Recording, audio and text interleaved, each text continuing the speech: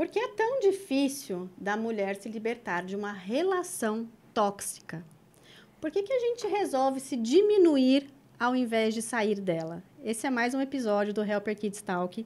Hoje eu estou aqui acompanhada do advogado de família, Dr. Carlos Eduardo do Carmo Júnior. Muito obrigada pela sua presença, para a gente poder falar desse tema que é pesado, Sim. mas ao mesmo tempo tão necessário para muitas mulheres. Eu recebo, imagino você, muitas mensagens das mães que sofreram ou que sofrem muitas violências e que elas muitas vezes não sabem como sair dela.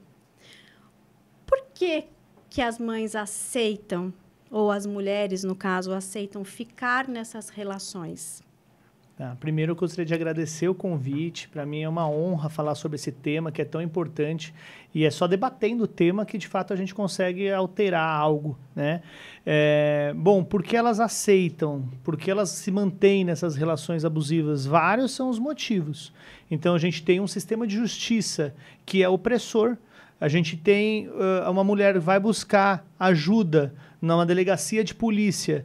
E tivemos casos, por exemplo, no Rio de Janeiro, em que uma jovem foi estuprada, foi numa delegacia da mulher e foi estuprada pelo próprio policial, por exemplo. Então, esse é o sistema que recebe essa mulher. É um sistema que não acolhe, é um sistema que revitimiza. Então, essa já é uma problemática e já é algo que afasta a mulher, porque ela sabe que ela não vai receber o acolhimento necessário.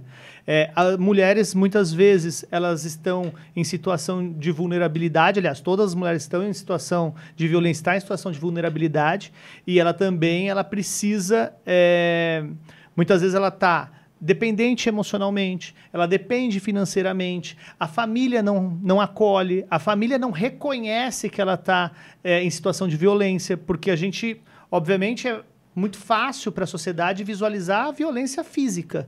Agora, a violência psicológica, a violência moral, a violência patrimonial, são violências mais difíceis de serem visualizadas por a maior parcela da sociedade, que inclusive naturaliza ela. Então, vários são os motivos que fazem mulheres se manterem nessas relações. É tão difícil, né, para a mulher, muitas vezes, reconhecer que está sofrendo um abuso. Porque fica naquela famosa frase que, inclusive, os outros ainda falam. É assim mesmo, homem é assim mesmo, é normal. Sim. Você que tem que se adaptar, ou você que tem que entender, porque ele é assim mesmo, o homem é mais racional. A gente sabe que existe, claro, né, na ciência, uma diferença entre o homem e a mulher, a cabeça do homem e a cabeça da mulher. Mas nem por isso, né, a gente tem que se permitir ser abusada, né, agredida. E é o que você disse, muitas vezes as agressões psicológicas, patrimoniais e morais, elas não são vistas e muitas vezes elas não são provadas. Sim. Né? A física é algo que você vê, que você consegue, mas as outras não. E aí deixa a mulher numa situação muito mais vulnerável, porque quem vai acreditar nela? Sim, ninguém vai acreditar nela. Essa que é a grande realidade. Porque mulher, ela, na verdade, ela sempre é desacreditada. E aí a gente está falando de todo o processo de socialização, né? Então, por que mulheres aceitam? Porque ela é socializada para isso. Ela é socializada para aceitar. O homem é socializado de outra maneira, né? Ele é socializado para, como é que eu posso dizer? Para brigar, para lutar, para ser forte. Mulher, já ela é socializada de outra forma. Então, isso acaba também colaborando para que a mulher acabe, vamos colocar muito entre aspas aqui, aceitando, né?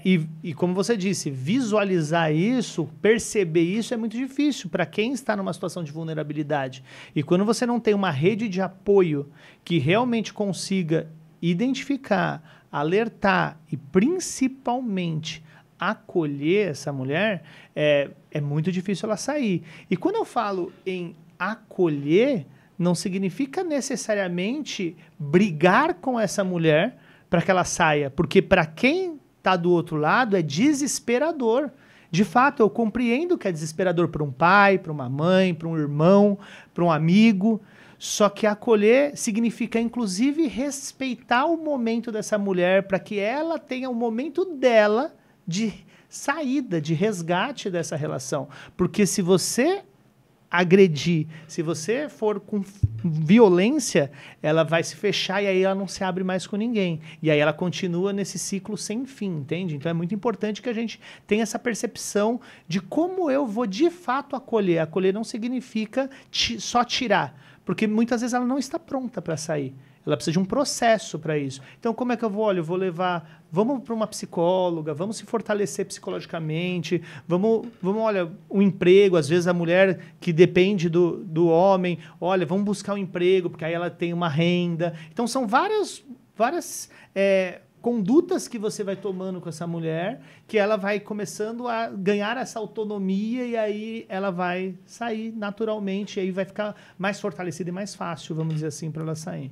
Então, o quanto as mulheres que estão passando e percebem muitas vezes o abuso, né, que sofrem dentro de casa, é difícil para elas saírem, mas, ao mesmo tempo, se elas forem muito bem orientadas, como você acabou de mencionar, qual é o plano estratégico que você vai fazer junto com essa acolhida de pessoas que a gente muitas vezes espera que as pessoas próximas façam isso, mas a gente sabe que muitas vezes eles tentam, as pessoas próximas se metem de uma maneira não adequada e acabam querendo realmente, né, discutir, brigar, esse não é o caminho, e sim fazer toda a estrutura para que realmente ela se fortaleça e saia. Mas é muito curioso e, ao mesmo tempo, um exemplo claro que você disse, a mulher ela precisa estar preparada. Sim. Não é assim, não. Ela percebe e sai. Não. As coisas elas vão ser realmente, é isso que eu devo fazer? Será que eu devo fazer? Sim. Porque, principalmente, quando você tem filhos... Nossa. Aí que a mulher acaba cedendo cada vez mais e ficando naquela relação a qual ela todos os dias sofre uma violência, porque ela vai pensar nos filhos. E aí, cada vez mais, ela retarda essa decisão, porque ela não pensa nela, ela pensa na criança. E nem isso garante a criança. E esse é um... Eu não quero que mulheres que estão na situação se sintam mal com essa fala, mas a verdade é que pensar dessa forma eu compreendo, porém é um erro. Por que que é um erro?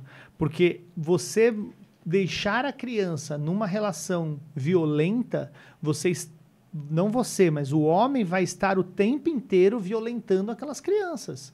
Porque para a criança, esse ambiente é hostil. E isso é uma violência psicológica, porque muito se fala, olha, mas o pai não bateu diretamente no filho, ele agrediu a mãe, então ele não pode ser um bom marido, mas ele é um bom pai. Não, nunca um agressor é um bom pai. Por quê? Porque a criança que vive em situação de violência, ela é violentada. E diretamente, não indiretamente, diretamente, porque se ela está nesse ambiente, está convivendo com uma mulher em situação de vulnerabilidade, que está sendo agredida, e essa mulher é a tua mãe, com certeza essa criança está sofrendo os efeitos dessa violência. Seja os efeitos diretos de uma discussão, de uma agressão, desse tipo de violência que a gente está falando aqui, seja os efeitos das consequências dessa violência. Um estresse pós-traumático, uma depressão, problemas de autoestima, porque tudo isso vai afetar a mulher e, consequentemente, vai afetar a criança também. Mas é muito difícil você ouvir isso de qualquer outro profissional que trabalha com isso. Mas ele pode não ter sido um bom marido, mas ele é um bom pai. E eu concordo plenamente com o que você falou. Se você não é um bom marido, como é que você vai ser um bom pai? Porque que exemplo você está dando para o seu filho? Com certeza. Porque eu acredito que não deu certo a relação entre o homem e a mulher, ok. Mas existe uma criança, ou crianças no meio, e que elas precisam ser respeitadas. Então, se eu respeito a mãe dos meus filhos, eu respeito os meus filhos. Sim. Mas essa fala não existe. Sim. Porque ele é um bom pai. E aí é importante que essa mulher, quando você encaminha ela ou quando ela vai buscar e ela precisa dessa rede de apoio, você procure profissionais que têm qualificação, que têm especialização, experiência em lidar com violência de gênero. Por quê? quando eu falo da psicóloga, não pode ser qualquer psicóloga. Sim. E eu não quero dizer qualquer como se de uma maneira pejorativa. Não. Estou dizendo que existem psicólogas que são especializadas em violência, em receber e acolher mulheres em situação de violência. Elas têm condição de realmente compreender. Advogados como eu, por exemplo, que eu sou advogado familiarista, porém eu atuo com perspectiva de gênero. Então, toda a minha atuação ela é baseada, a interpretação que eu faço da legislação sempre vai ser fundamentada pensando na estrutura social que a gente vive. Eu consigo reconhecer as desigualdades estruturais que existem e buscar no sistema de justiça eliminar essas desigualdades. Então, não adianta, muitas vezes você vai buscar um profissional que não tem essa qualificação, que não tem essa forma de atuação, o que vai acontecer? Essa mulher vai ser hostilizada, essa mulher vai ser revitimizada dentro de consultórios de psicologia e dentro de escritórios de advocacia. Porque é muito comum que advogados cheguem para as mulheres que são violentadas, por que você não denunciou? Por que você não fez isso antes? Ah, mas só agora que você fez isso? O que isso você está fazendo? Você está culpabilizando ela por ser vítima e não ter tido, naquele momento, força o suficiente, ou medo, ou qualquer outra coisa de não ter denunciado. Não. Ela não denunciou porque ela não conseguiu, porque ela não pôde. E a gente tem que compreender que uma mulher, numa situação dessa, ela realmente não consegue. Ela está paralisada, muitas vezes. E mesmo que ela denunciasse. Dependendo da violência, ela vai denunciar com que prova, Sim. com que... Aí ela se sente muito mais recolhida do que ela vai lá e realmente eu vou denunciar. Por que eu vou denunciar? Quem que vai acreditar em mim? Sim. Se eu não tenho prova, porque não foi agredida fisicamente. Então, isso é muito difícil quando a gente toma uma decisão de realmente falar. Porque a mulher, quando ela fala, eu acho que ela já passou por todas as fases dela. E aí, agora ela fala, estou segura e realmente eu posso falar sobre todas as coisas que me aconteceram. Porque quando você está na fase do turbilhão, sim, que você escuta muito o que você acabou de dizer. Ué, mas por que você não denunciou? Mas por que você está aí ainda? Mas por que você vai fazer? Ou que você escuta, ah, não, mas aguenta. Porque tem os dois lados, né? Sim. Ou é o aguenta, fique firme, pelos seus filhos. Fique pelos seus filhos. Sim. Ou é, ah, mas por que você já não fez? Mas por que você está esperando? Não é bem assim que as coisas funcionam. Desde que quando você vive, você sabe que as coisas são muito diferentes. E a hora que você decide falar, se você não foi violentada fisicamente, como é que você vai provar? Então, dependendo da situação, você ainda vai ser descredibilizada. Sim, mais exatamente, ainda. Vai ser revitimizada no sistema. É o que a gente chama de violência institucional. É quando o próprio Estado, através da lei, da legislação, dos seus agentes, ele passa a violentar a mulher que já foi violentada.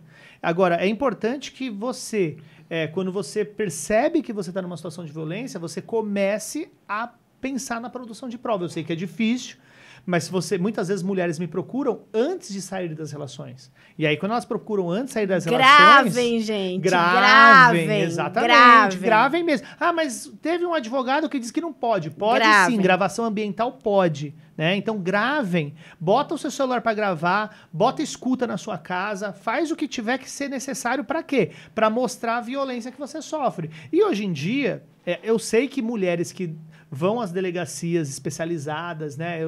Existem vários nomes, enfim, depende do estado, mas elas vão nessas delegacias, muitas vezes elas não têm prova, ou então não deixam elas juntarem as provas, o que é pior, porque acontece. Não, isso aí é besteira, não, isso aí não prova nada, não. Se você tem mensagens de WhatsApp, por exemplo, do teu marido te humilhando, te xingando, descredibilizando o que você fala, reduzindo você. Isso tudo é prova. Isso tudo pode ser utilizado. Áudios. Então, existem formas de você pegar isso daqui e utilizar isso. Agora, óbvio, quando você vai sozinha, é mais difícil. Quando você tem um advogado, aí a coisa vai diferente. Até porque o advogado sequer precisa fazer o boletim de ocorrência. O advogado ele já vai direto no juiz e já faz um pedido direto do juiz de medida protetiva, enfim. Então, gravem. Tirem print. Outra, quando tira print e salva na nuvem. Porque muitas vezes, em atos de violência, tem quebra de aparelho celular. Muitas vezes, você acaba excluindo, eles pegam, tomam o aparelho, apaga tudo. Então, quando você está percebendo, já começou a notar que essa violência está acontecendo, então já começa a tirar print, já começa a salvar e colocar na nuvem. Porque se um dia acontecer alguma coisa com o seu aparelho celular, você tem meios para recuperar esses dados.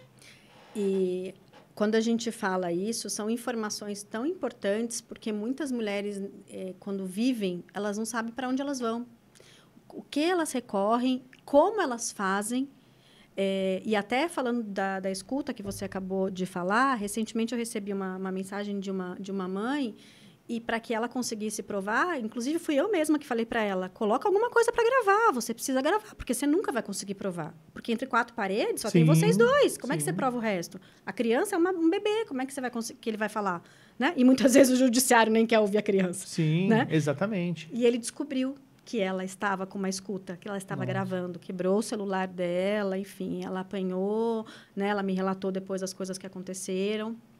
Depois ela mesma me mandou mensagem que ela foi até a delegacia para poder fazer a medida protetiva, porque, inclusive, o bebê estava no colo dela, né? Sim. Quando isso aconteceu. Então, a gente tem que tomar cuidados, porque a gente, quando parte para uma gravação, a gente não sabe o que esperar do outro, né? E aí, uma agressão que até então pode não ter acontecido física, ela pode acontecer. Sim. E muitas vezes ela pode ser um desfecho muito ruim. Sim, com certeza. Então, a gente tem que tomar todo tipo de cuidado. Mas existem também várias formas de gravação, não só o celular. O celular é o mais fácil, mas o acesso é mais fácil. Mas também é mais fácil, às vezes, da pessoa perceber. Então, existem outras formas também, com gravadores escondidos, etc., que hoje a gente tem essa facilidade, vamos dizer assim, né? Não, e o quanto, cada vez mais, a gente estava conversando, né? Você disse a porcentagem das mulheres que cuidam hoje das crianças sozinhas, porque a partir do momento que você se torna mãe, parece que a responsabilidade única e exclusiva toque o filho é teu, sim, né? Que é o famoso ditado, quem pariu, mateu, quem bale, e que ninguém mais tem responsabilidade, que ela pode carregar todo esse fardo sozinha, e aí junta todas essas coisas que já acontecem em um relacionamento, mas aí o que eu costumo muito dizer, ninguém vê o que aquela mulher vem passando todos os dias, a todo momento, mas na hora que ela explode, ela é louca. Sim, sim. Porque assim, na verdade, o que acontece, quando a gente percebe, a gente nota a socialização feminina, como é que ela se dá? Você nasce e já te comunicam, olha, você é a cuidadora. Mas como que te comunicam isso? Te comunicam te dando uma boneca. Te comunicam te dando uma fraldinha para você trocar a sua boneca, a mamadeira para você dar mamar para o seu filho, a vassourinha para você varrer a casa, as panelinhas para você fazer comida. Então, assim, quando você tem uma socialização que é voltada para o cuidado, então você nem consegue visualizar outra forma que não seja essa, porque desde criança você foi comunicada de como você deveria agir. E hoje o que nós temos na nossa sociedade, a maternidade é imposta às mulheres e é facultativa aos homens. O homem escolhe se ele vai ser pai ou se ele não vai ser pai. E se ele decidir não ser pai, não tem ninguém que vai chegar para ele e vai obrigar ele a ser pai. Porque uma coisa incrível, né, que eu vejo no sistema de justiça é o seguinte, mulheres, por exemplo, se o filho não quer ir com o pai, aí os juízes vão e aplicam multas pesadíssimas, R$500 por dia, R$1.000 por dia. Já tive clientes que juízes aplicaram R$5.000 por dia. Mas por quê? R$17.000, tá então, bom? Existe. Existe. E aí você vê criança se arrastando pelo chão porque não quer ir com o agressor dela e da sua mãe, porque elas têm medo, porque elas não têm afinidade, porque ela não tem vínculo afetivo com aquele pai.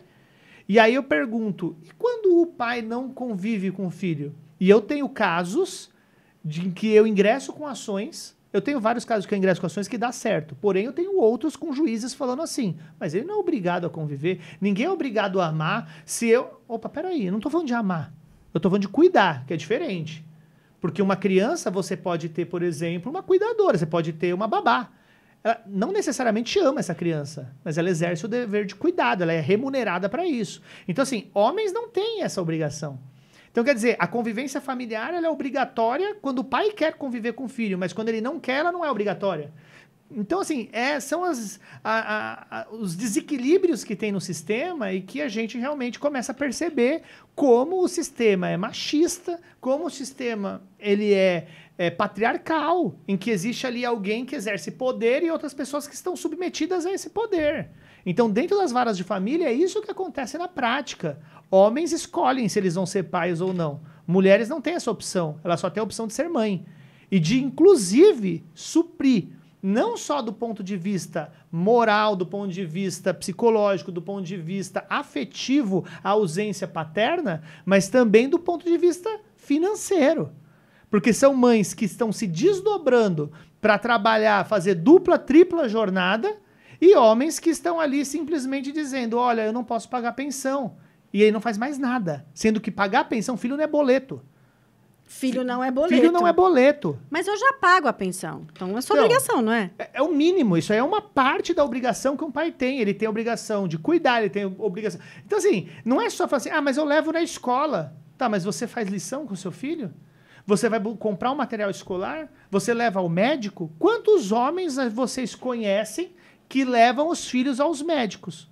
E eu vou falar de homem casado. Exato. Porque eu conheço várias mulheres que levantam de madrugada para levar o filho para o hospital enquanto o marido fica dormindo. Exato. Então, quer dizer, essa mãe solo não é só a que se divorciou. Existem milhões de mães solos casadas. Porque elas exercem sozinho o dever de cuidado que deveria ser de todos, né? Dos dois, né? Dos pais. Não, e até o que você disse em relação à criança que não quer ir, porque ela vê, que é o que você disse, se a mãe está sendo agredida, as crianças também estão sendo agredidas. Sim. Ela pode não estar sendo diretamente, mas ela está sendo indiretamente. E isso não é visto pelo Poder Judiciário. Mas ele é pai. A criança tem que ir com o pai. Não, mas espera lá, a criança conviveu, a criança teve toda essa intimidade com o pai para que a gente olhe para a criança e fale, olha, você vai conviver com o seu pai. E aí, essas multas absurdas que acontecem para a mulher hoje em dia, porque a criança não quer ir. Só que a pergunta tem que ser diferente. Por que a criança não quer ir? Ela precisa ir forçada e ela tem que ir forçada. Porque vem um papel da justiça que fala a criança tem que ir. Porque ele é o pai e ele tem o direito de conviver. E isso a justiça vê com bons olhos. Ele não foi nada até ontem. Agora ele passou a ser. Então, olha que maravilha. Ele está querendo exercer. E aí é a mãe que é culpada de não estar querendo deixar. Aí a mãe é alienadora. Essa palavra. Você entendeu? A mãe é alienadora, porque isso aí tá na boca do povo. Então, alienação parental, que é uma lei fundamentada numa teoria criada por um médico que defendia homens pedófilos no sistema de justiça americano e que foi introduzida no sistema brasileiro, que é o único país do mundo que tem uma lei sobre isso. Existem países como a Espanha, por exemplo, que é proibido você usar terminologia em qualquer decisão judicial. Ela é refutada por os maiores órgãos internacionais e nacionais. Aqui no Brasil, por exemplo, a gente tem manifestação do Conselho Nacional de Saúde, do Conselho Nacional no Conselho Nacional de Direitos da Criança e do Adolescente. A gente tem Direitos Humanos, Defensoria Pública da União, assim, diversos órgãos. Fora a gente tem a ONU. A gente tem a Associação Americana de Psicologia, a gente tem a Associação Europeia de Psicoterapia, todas entidades que já se manifestaram contra a alienação parental. Só que o Brasil é o único país do mundo que mantém essa legislação. Mas por que mantém essa legislação? Porque é uma legislação criada dentro de uma estrutura misógina e que busca caçar mulheres. Ela dá uma resposta muito simples. Porque qual que é a lógica da alienação parental? É assim, ó. Bom, se a criança não quer ir com o pai, eu posso, investigar o porquê que isso está acontecendo, mas isso dá trabalho. Eu preciso de todo um trabalho de meses, e não é só entrar lá no fórum, na salinha da psicóloga e ficar 30 minutos, que é o que eles fazem hoje em dia. Né? Porque é isso que acontece. Você vai para um estudo psicossocial, você fica 30 minutinhos na sala, 2 horinhas, 1 horinha, e aí sai com um laudo na mão. É isso. Então, assim, isso aí, você precisaria de realmente entrar nessa família, entender as nuances dessa família, como você disse. Por que essa criança não quer ir? O que aconteceu? Qual que é o histórico familiar? Tem violência? Não tem violência? Esse pai, ele tá convivendo? Tem vínculo afetivo? Não tem? Dá muito trabalho. Aí a alienação vem como uma solução. Por quê? A culpa é da mãe. Se a criança não quer, ela é uma alienadora. Ela está fazendo a cabeça da criança para a criança não ir. Não é porque esse pai bate na criança. Não é porque esse pai bate na mãe da criança. Não é porque esse pai não convive com a criança. Não é porque esse pai, por exemplo, esquece o aniversário da criança.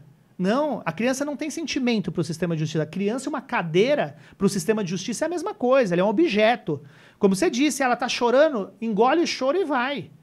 Engole o choro e vai. E se não for, chama a polícia e leva forçado, leva na marra, numa busca e apreensão. Então, quer dizer, é assim que o nosso sistema tratam hipervulneráveis, porque crianças são duplas, às vezes triplamente vulneráveis.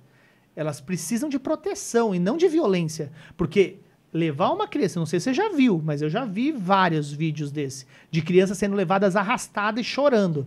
Então, assim, quem vê isso sabe o quanto isso é uma sessão de tortura para uma criança. Mas a justiça muitas vezes recebe esses vídeos e não faz absolutamente nada. Porque é o que você disse. A criança é uma planta. Ela não tem o menor sentimento. Ela está dizendo que ela não quer ir. Ela está chorando porque ela quer a mãe.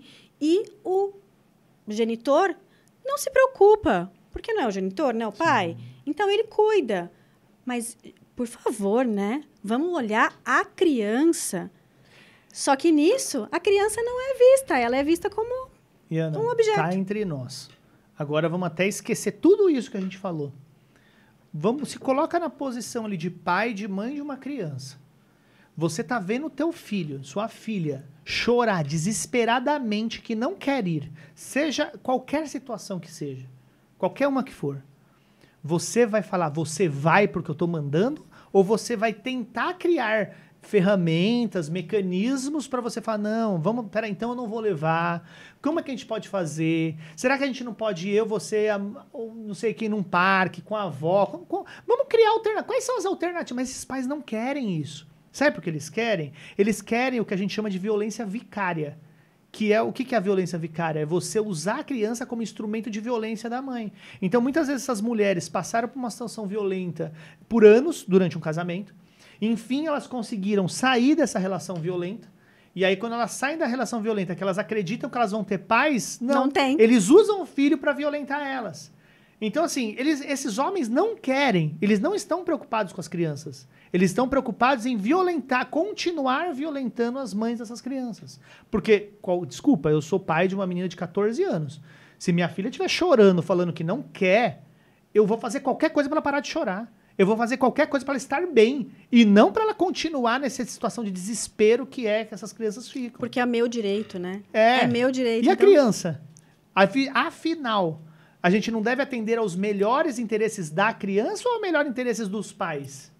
Então, quantas crianças eu vejo pais que eu falo assim, olha, não, mas eu não vou levar ele em tal lugar, eu não vou fazer essa obrigação que eu tenho. Quer dizer, a criança tem que se adequar à sua rotina? Ou é você que tem que se adequar à rotina da criança? Com certeza, a gente que é adulto, a gente que fez filho, a gente tem que se adequar às necessidades e às rotinas da criança. E quando isso acontece, né, a criança, quando ela é levada à força e ela não quer ir, e aí entra mais uma vez, né, que é a culpa da mãe, mas quando a gente pensa na criança, eu falo que assim, como pode alguém falar que é um pai ou uma mãe que deixa a criança, né, no caso o pai, naquela situação e fala, mas é o meu final de semana. Sim. Você vai comigo. Sim. E arrasta. É um absurdo. E a justiça não se importa, porque aquele papel ali não importa. Mas e a criança? Como é que vai ser isso amanhã? Como que a gente vai lidar com isso amanhã? Mas quem vai segurar esse, como a gente fala aqui, é segurar o BO, né? Quem vai segurar o BO, quem que é? É o pai? Mas a culpa é da mãe, você entendeu? Não, mas quem vai resolver os problemas psicológicos que essa criança vai ter é a mãe depois, porque quem cuida é ela. Entendeu? Então, para ele não está se importando, porque ele vai ver a cada 15 dias e a mãe depois, ela vai ver todos os outros. O pai vê 4 vezes no mês e a mãe vê todos os outros 26. E nos outros 26, a mãe vai ter que lidar com os problemas psicológicos que essa criança vai ter em decorrência dessa agressão que ela está sofrendo, quinzenalmente. E além disso que acontece, que você disse que além da mãe depois perceber que ela saiu daquela relação abusiva, mas a relação abusiva continua, a criança também Sim. continua sendo agredida. Sim. E aí você está num processo de todas as coisas acontecendo, a criança sofrendo agressão e escutando absurdos e absurdos para que diminua e menospreze aquela mãe, aquele cuidado, como se a mãe estivesse fazendo só porque ela tem a obrigação toda de fazer, como se ela não fosse uma pessoa, já não tivesse sofrido tudo o que aconteceu com ela, que é o que a gente mais vê hoje em dia. Eu imagino quando a pessoa é realmente violentada fisicamente, o trauma, as marcas que isso fica.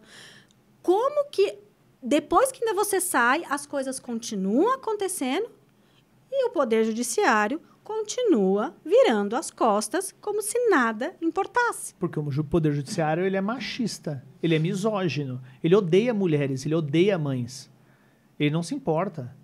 Ele só se importa em manter a estrutura que a gente tem hoje. É simples, é só você olhar um retrato do judiciário e você ver quantas mulheres... Por exemplo, no STF, quantas mulheres nós temos? Uma. O que ela consegue fazer?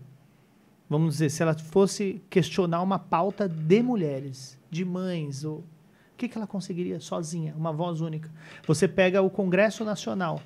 De 81 senadores, nós temos 15 senadoras. Elas não conseguem aprovar uma lei simples. Sim, uma lei mais simples que for. Então, mulheres hoje em dia, e na Câmara dos Deputados não é diferente. São 513 deputados, se eu não me engano, são 90 e poucas mulheres. Ou seja, mulheres só têm direito nesse país quando o homem autoriza. Se o homem não autorizar, a mulher não vai ter direito. É isso? Essa é a realidade. Por quê? Porque o legislativo é formado por homens. O judiciário é formado por homens, na sua grande maioria, e na sua cúpula. E o executivo não é diferente. Os principais ministérios, enfim, as verbas. Qual é a verba do Ministério das Mulheres, por exemplo? Você entende? Então, realmente, essa é a lógica do sistema, é o que vai durar durante muitos anos. E o nosso trabalho é justamente estar aqui. É mostrar, é questionar, é falar, é isso mesmo? Tem que ser dessa forma? A gente vai continuar violando direitos humanos de crianças e de mulheres todos os dias e nada vai acontecer.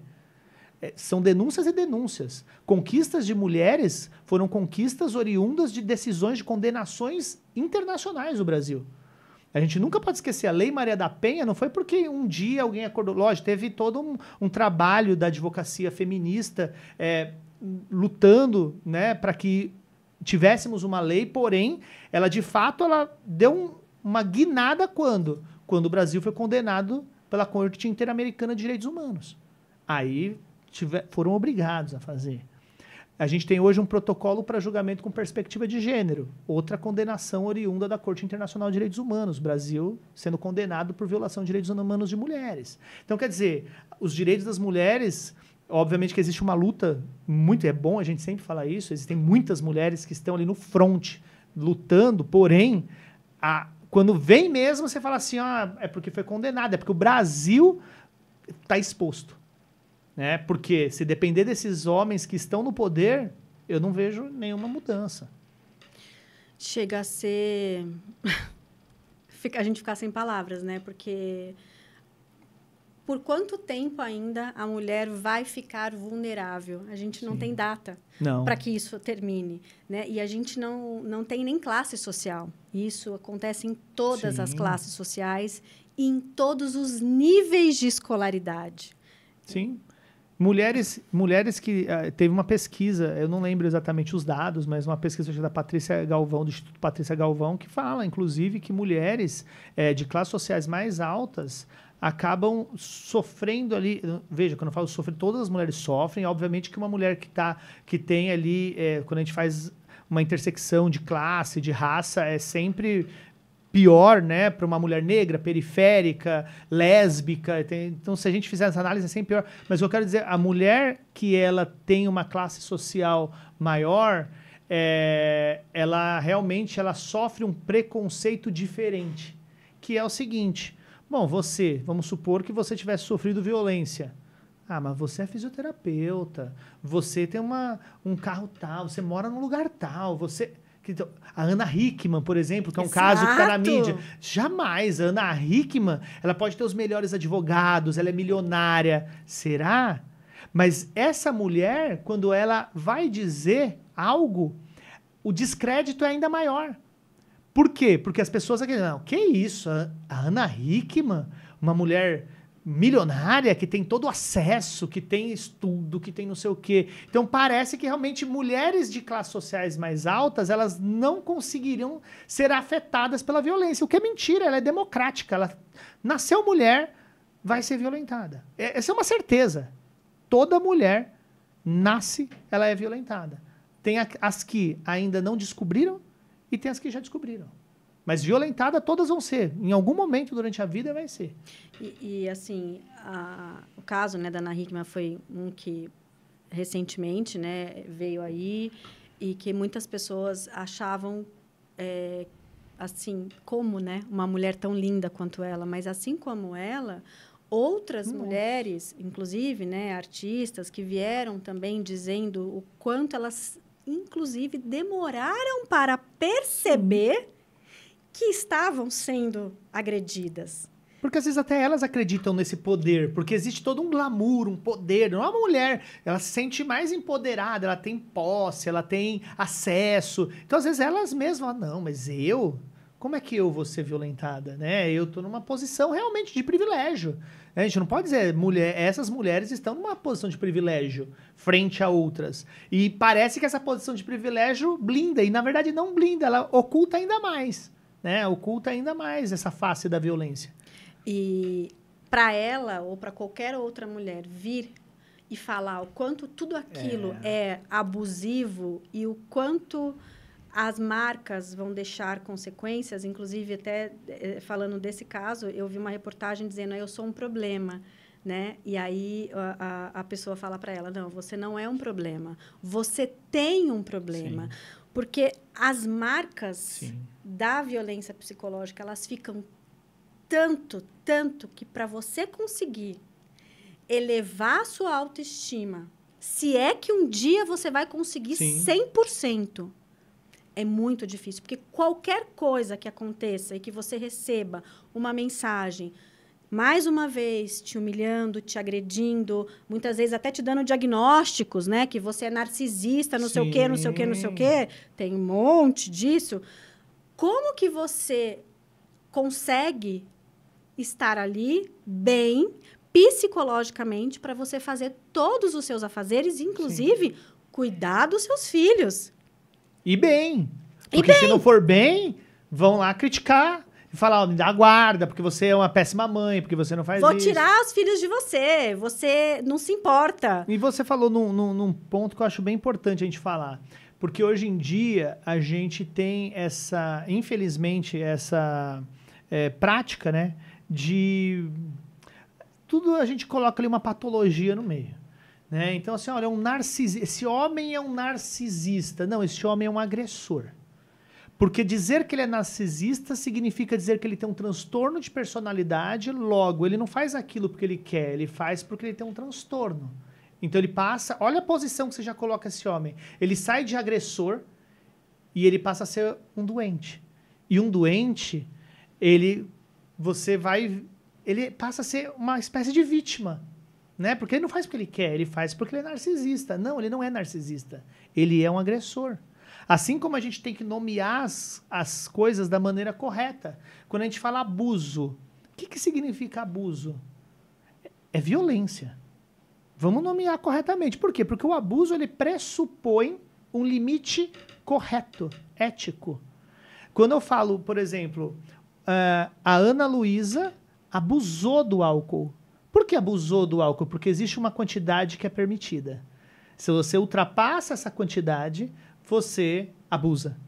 Agora, quando eu falo de violência, não existe nenhum limite. Não existe o que é permitido, nada é permitido. E se você fala abuso, você está diminuindo o termo adequado que dá sentido à coisa. Abusar. Esse pai abusou sexualmente de uma criança. Não existe nada, nenhum ato, nenhuma prática que um pai possa fazer contra uma criança que é permitido no sentido sexual. Se ele fez, ele violentou sexualmente essa criança, ela é vítima de estupro. E a gente tem que dar os nomes, é estupro o nome. Porque parece que, não, ultrapassou um pouquinho o limite. Não, não é. Não ultrapassou um pouquinho o limite, nunca teve limite, nunca foi permitido isso. Nunca foi permitido bater, nunca foi permitido humilhar, nunca foi permitido nada disso. Então, é importante que a gente também nomeie isso da maneira... É chocante, mas é a realidade. Não, e além de ser a realidade, a gente deve divulgar isso. Sim. Porque senão é o que você disse, a gente dá uma patologia a alguém que está agredindo alguém. E aquela agressão, ela tem muitas consequências. Só que não tem consequência para quem emite, tem consequência para quem recebe, porque já vem sendo agredida por muito tempo. E vai sofrer muitas vezes o resto da vida. Muitas vezes a gente fala assim, olha, porque a violência escala da psicológica para a física. Escala não, a violência psicológica ela é altamente danosa. Eu vou além. Existem situações que pode ser que ela seja uma consequência infinitamente pior do que uma violência física. Se você for analisar mulheres que têm estresse pós-traumático... Eu tenho clientes minhas, se eu falar o nome do agressor dela, ela se treme inteira e já se passaram 2, 3, 4 anos da violência.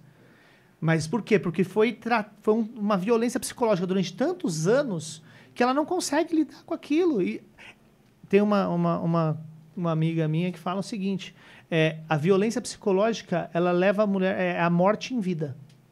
Eu concordo. É a morte em vida. É isso. Entende? Então, assim, isso é gravíssimo. Gravíssimo. Não, inclusive, essa violência, o agressor ainda fala, né? Você não é nada, você só é porque eu faço. Se você fizer isso, eu vou tirar as crianças. Se você fizer aquilo, a ameaça, só que muitas, ou na maioria delas, ela é entre 4 paredes. Sim. E aquela mulher, muitas vezes, ela tem medo realmente do que possa acontecer. Eu vou fazer você pagar isso, eu vou fazer você pagar aquilo, numa situação financeira muito maior, e a mulher fica ali, e agora? O que eu faço? Eu volto para trás, eu continuo. Olha o quanto isso gera para a vida, de quanto você fala, você não pode, você não é capaz. E muitas vezes, mesmo depois de um determinado tempo, às vezes isso ainda está ali como eco na sua cabeça. Por qualquer coisa, aquele gatilho acende. E a gente tem que tomar cuidado, né? Porque, assim, muitas vezes a ideia que se tem eu não vou enfrentar, e de fato a gente tem que tomar cuidado com a violência, né? Com revide. Porém, eu falo uma coisa assim, o abuso, né? A violência, o agressor... ele se alimenta do medo. O abuso depende do medo, a violência depende do seu medo.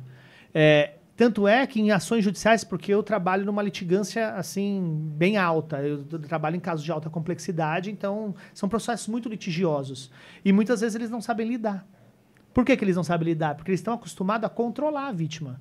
A hora que sai do controle, está na mão de um juiz, e você do outro lado tem também uma agressão, vamos dizer assim, um revide na mesma altura, muitas vezes o agressor não sabe lidar com isso, ele não sabe como se comportar diante do revide. Então, assim, ter medo, o que parece assim, olha, se eu vou ceder, sempre ceder, eu vou ceder, para evitar, porque pode ser pior. Só que às vezes é justamente esse comportamento que vai te colocando numa posição sempre de você nunca sair daquilo. Porque você precisa ressurgir, você precisa, de fato, é difícil, é um processo longo, mas é necessário que a hora que começa a se conscientizar de que não. Se eu só tiver o medo do que vai acontecer, eu nunca saio disso. Porque ele precisa disso. Quando as mulheres enfrentam, quando elas conseguem sair e eles veem a força que elas têm, eles não sabem lidar, eles não sabem se comportar. Porque eles nunca viram aquela mulher, eles só viram a mulher que foi controlada. Que deixou se controlar muitas vezes. Deixou. Ou permitiu sem perceber que estava acontecendo.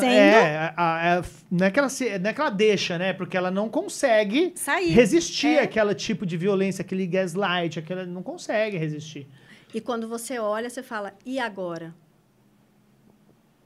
A situação que ela fica para tentar sair disso, mas a hora que ela consegue, Sim. é isso que você disse, ela vira uma outra pessoa.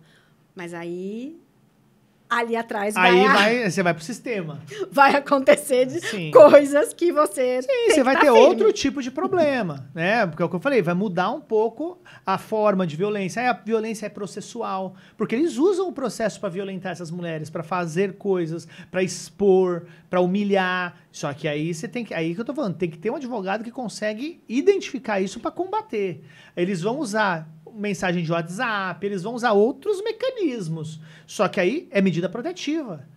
Tenta afastar, porque quanto mais longe estiver dele, melhor, menos violência você sofre. Né? A gente tem um estudo aqui em São Paulo, feito pelo Ministério Público do Estado de São Paulo, 97% das mulheres vítimas de feminicídio no estado, 97% não tinham medida protetiva. Então, mas muitas vezes você pede uma medida protetiva e você não consegue. Sim, mas a maioria dos casos eles dão. Os dados apontam que a maioria é dado. Existe, sim, claro, medidas que não são concedidas, mas a maioria é concedida. Normalmente, quando é violência física... Física, a psicológica é mais difícil. Mas é o que eu tô falando, a psicológica, se você buscar advogado, você tende a ter um êxito muito maior. Porque a física, é o que você falou, existe um vestígio, né? E aí você faz um exame de corpo de delito, constata a violência, a lesão, e aí fica mais, vamos dizer, mais fácil nesse sentido de ter uma prova material. A violência psicológica, é o que eu tô falando, tem muita... isso aí não é nada. Então você precisa realmente de um advogado, mas assim... Não tem condição de contratar um advogado com perspectiva de gênero? Não tenho condição de contratar um advogado? Defensoria Pública. Tem na maioria dos estados, ou em muitos deles, tem o que a gente chama de NUDEM, né, que é um núcleo especializado para atender mulheres em situação de violência. Então, procure o NUDEM. E aí eles podem, às vezes, eles fazem o pedido de medida protetiva para esses casos de violência psicológica. Então, acho que, fazendo um resumo de tantas coisas importantes as quais a gente conversou... Primeiro, tudo dá sinal, né? Eu acho que todas as coisas, quando elas começam a acontecer, elas não vão melhorar, elas vão piorar. Sim, com certeza. Busque a informação correta para que realmente você consiga sair daquele abuso. Primeiro, identificar que não é fácil, passar pelo processo que é necessário, mas com informação correta de como você vai sair de tudo aquilo. Porque, além de pensar em você...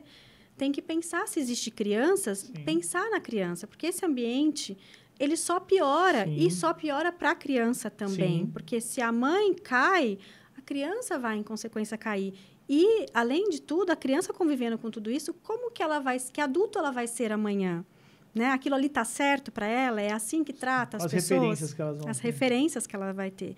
Então, o quanto é importante que a mulher busque essa informação para que ela consiga sair de tudo isso, consiga ter novas perspectivas, porque muitas vezes a mulher não enxerga uma perspectiva, porque além do emocional que ela está presa, ela também está presa ao patrimônio, está presa à parte financeira, e ela acha, como que eu vou fazer?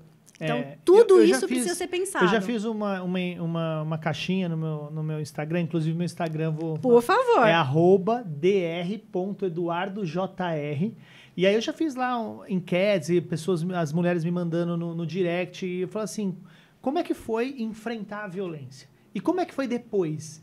Porque muitas tinham essa ideia de que não, vou manter por causa dos meus filhos, vou manter porque assim eu estou no controle. E assim, é quase uma unanimidade.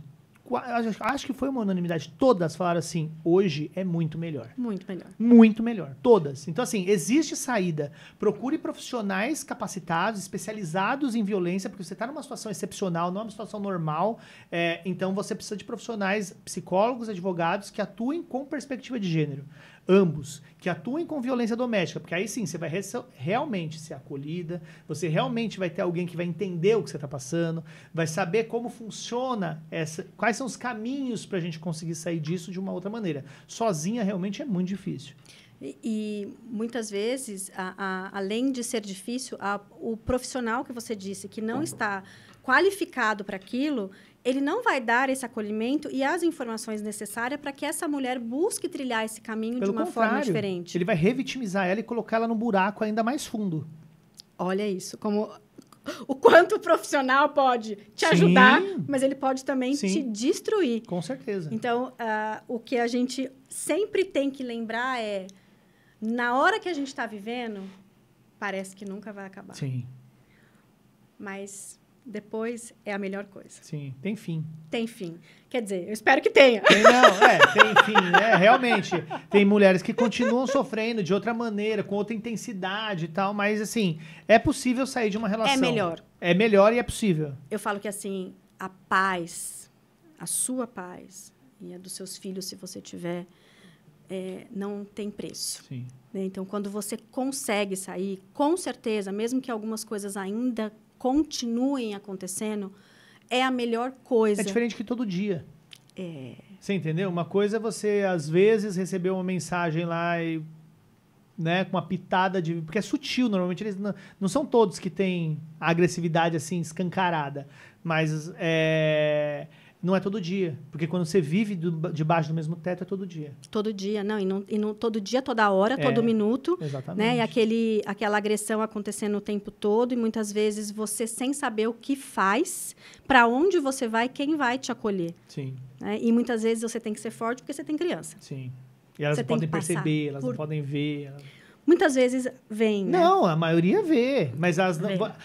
as mulheres tentam ocultar, mas não dá. Não dá. Não dá. A criança percebe tudo. Eu falo, Sim. se o bebezico percebe, você imagina uma criança maior. Exatamente. Doutor, muito obrigada. Eu que agradeço. Falaria mais aqui, sei lá quanto tempo, porque, assim, é um tema que hoje, graças a Deus, a gente vê aí profissionais como você falando cada vez mais sobre essa violência, sobre como a gente deve fazer, como a gente deve buscar caminhos para sair dele, mas, ao mesmo tempo, a gente sabe o quanto muitas mulheres sofrem caladas. Sim. E o quanto isso, infelizmente, é alto no nosso Brasil. E quanto elas precisam de ajuda e o quanto elas precisam ser acolhidas. Então, é um tema que me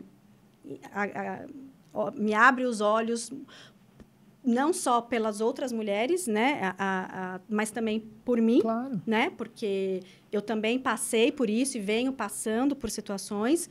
Então, a gente sabe o quanto é difícil falar, o quanto é difícil se expor, Sim. mas, ao mesmo tempo, eu falo, vale a pena. O que não vale a pena é você continuar sendo agredida. Sim. Isso não vale a pena. Eu que agradeço a oportunidade de falar sobre isso, porque a violência doméstica, ela é uma epidemia, né? Em 2022, nós tivemos aí mais de 25 milhões de mulheres que foram violentadas. Aliás, desculpem, 25 milhões já foram violentadas em algum momento da vida.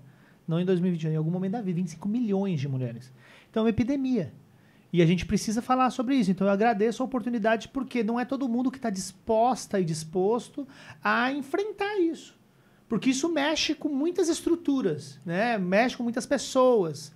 Então, assim, ter realmente pessoas como você que está disposta a abrir isso, um canal para a gente discutir, é o que realmente vai conscientizando mulheres que estão nessa situação, homens que são agressores e que podem, às vezes, refletir sobre as suas atitudes, porque pode parecer só, eu só xinguei. Não, só xinguei não, você violentou. Não é só xinguei, então a gente tem que mudar esse comportamento. Ah, mas eu não bato, então. Mas você não bate, mas você faz outra coisa. Você chama ela de louca? Então, você violentou. Você fala que ela é uma péssima mãe? Você está violentando. Então, você usa seu filho para estar violentando. Então, tem homens que podem também aproveitar esse momento para falar, olha, às vezes fala, não sabia. Às vezes não sabia mesmo, porque é tão enraizado que as pessoas não percebem que é violento. Não, eu igual agradeço. você falou, né, da porcentagem, como que é a porcentagem das mulheres que já foram violentadas, o quanto elas são agredidas diariamente, o quanto elas são agredidas pós-separação? Então, tem um dado do Data Senado, do Datafolha, ele de 2023, ele fala que dentro de um período que foi avaliado nessa pesquisa, a mulher que está numa relação, ela sofre 4 vezes a média de violência, de agressões. E que a mulher divorciada, a média de 9 agressões. Então, a mulher divorciada, ela acaba sofrendo mais agressão do que a mulher que está num relacionamento. Eu não sei qual é o quanto, assim, quando a gente fala 4, não sei como foi essa análise, né? Porque é o que você fala, às vezes você vai num desdobramento da agressão, né? Mas o fato é esse, que muitas vezes você não vai deixar de ser agredida, vai ser mudar a forma. Né? E aí, mas aí você tem meio que você não está com a pessoa, você não depende da pessoa, aí quando eu falo dependência emocional, financeira, vários tipos de dependência que podem existir, você às vezes consegue medidas protetivas para realmente te colocar segura. E peçam medida protetiva. Peçam medida protetiva. Porque é uma forma que você tem de se manter distante. Aliás, de manter ele distante de você. Ah, mas eu tenho filho, então. O filho... Depois tem um intermediador, alguém entrega, se for o caso, se dependendo do que for, nem vai ter que suspender a convivência, não sei. Mas aí, meu filho, é igual avião. Primeiro em mim, a máscara, depois eu salvo os outros. Exato. Se você não existir mais, seu filho vai estar na mão desse agressor. Então, primeiro se salva, e aí a gente vai pensar nas alternativas para proteger também as crianças. Óbvio, tem que proteger as crianças, evidentemente. O quanto é um tema que precisa ser cada vez mais falado, sim, cada vez mais divulgado, né? Infelizmente, a gente tem tudo isso que a gente falou, várias entidades aí querendo que acabe com a alienação, sim, parental, as mulheres que muitas vezes não têm acesso para chegar a bons advogados e realmente saírem dessa relação. E o quanto é importante que a gente consiga informá-las e falar sobre esse tema para que um dia... E não tão longe, porque me parece muito longe e eu gostaria que isso não fosse tão longe, que a gente consiga ser tratada com dignidade, sim, com respeito, como todos devem ser, sim, tratados. Né? Obrigada, doutor. Obrigada por estar aqui, por ter trazido tantas informações. Obrigada. Eu que agradeço. Eu te vejo no próximo episódio.